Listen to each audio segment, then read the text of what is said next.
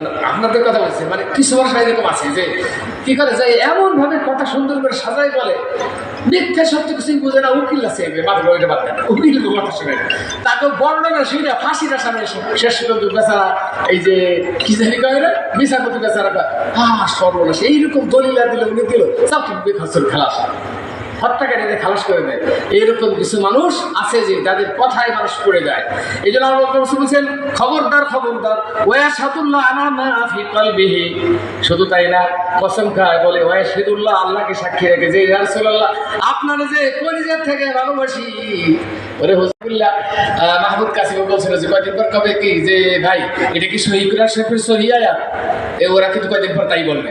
মানে এখন জিজ্ঞাসা করা যেমন এটা কি সহিহ হাদিস, তখন ওরা কয়দিন পর জিজ্ঞাসা করে এটা কি সহিহ কুরআনের সহিহ আয়াত, মনে রেখে আসলে বলবে মানে ওরা বলবে, কারণ কোরআন শরীফের আয়াত চেঞ্জ করার প্রচেষ্টা ইহুদিরা চালাইতেছে। তো যাই হোক, শেষে আপনার উনি দিলেন তাহলে হুজুর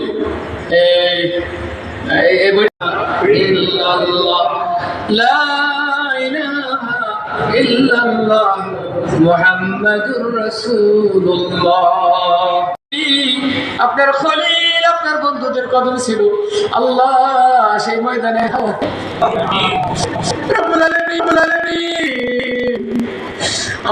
আমাদের প্রত্যেকের জন্য হাতের সওয়াব লিখে দিন আল্লাহ। চাইতে না পারলো আল্লাহ দিনের দেশের যে মসজিদ গুলো যেখানে হারামের টুকরে আছে আল্লাহ আছে, এইখানে 5 ওয়াক্ত নামাজে হাজির হইতে পারে সেই তৌফিক দান করে দিন। অনেকে আব্বা হারাইছি, মা হারাইছি, স্ত্রী করেছে, ভাই বেড়াদার বন্ধু বান্ধব বিয়ে হয়েছে,